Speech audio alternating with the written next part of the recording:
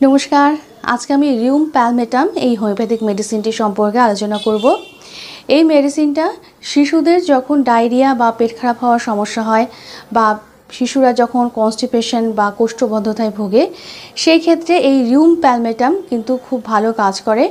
কি লক্ষণগুলো থাকলে আমরা রিউম প্যালমেটাম এই মেডিসিনটা ব্যবহার করতে পারবো সেই বিষয় সম্পর্কে বিস্তারিত আলোচনা থাকবে।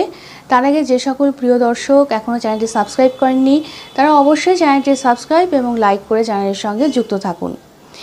রিউম প্যালমেটাম এটা বাচ্চাদের ডায়রিয়া বা পেট খারাপ যখন হয় এবং মলে যখন প্রচণ্ড টক গন্ধ থাকে সেই ক্ষেত্রে খুব ভালো কাজ করবে। এবং শুধু মলে টক গন্ধ নয়, দেখা যায় যে বাচ্চার সর্বাঙ্গে টক গন্ধ হয় এবং এটা ভালোভাবে বাচ্চাকে সাবান দিয়ে স্নান করানোর পরেও এই টক গন্ধ তার শরীর থেকে যেতে চায় না।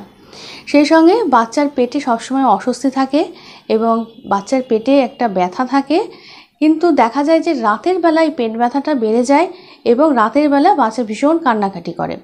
সেই সঙ্গে বাচ্চা মানসিকভাবে প্রচণ্ড অস্থির হয় এবং সে ঘ্যান ঘ্যান করে। তাকে যদি তার প্রিয় খেলনাটিও দেওয়া হয় বাচ্চা কিন্তু সেটাও নিতে চায় না, তার মধ্যে এতটাই অস্থিরতা থাকে।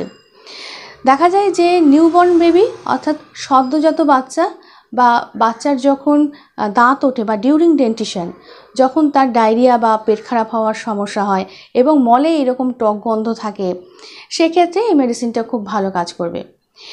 মলে টক গন্ধ, বাচ্চার অস্থিরতা এবং সেই সঙ্গে দেখা যায় যে বাচ্চার প্রচণ্ড খিদে থাকে, বাচ্চা খাবার খায় কিন্তু খাবার খাওয়ার পরেই তার একদম পেট ভরে ওঠে এবং পেটে প্রচণ্ড গ্যাস হয়, বায়ু জমে এবং এই গ্যাসটা একদম উপরের দিকে উঠে আসে, এই লক্ষণটা থাকবে।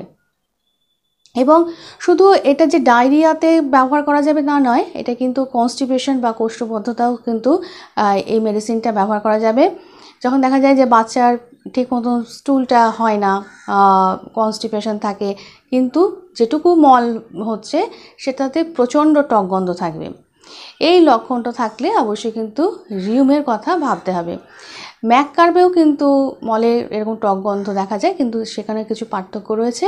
তো এইসব পার্থক্য এই বিষয়টি নিয়ে আমি পরবর্তী ভিডিওতে আলোচনা করব, কিন্তু আজকে এই পর্যন্ত। পরবর্তী ভিডিওতে আরও কিছু হোমিওপ্যাথিক মেডিসিন, কিছু রোগ এবং তার সমস্যার সমাধান সেই নিয়ে আলোচনা থাকবে। আজকে এই পর্যন্ত। সবাই ভালো থাকুন, সুস্থ থাকুন এবং অবশ্যই চ্যানেলটি সাবস্ক্রাইব করে চ্যানেলের সঙ্গে যুক্ত থাকুন। নমস্কার।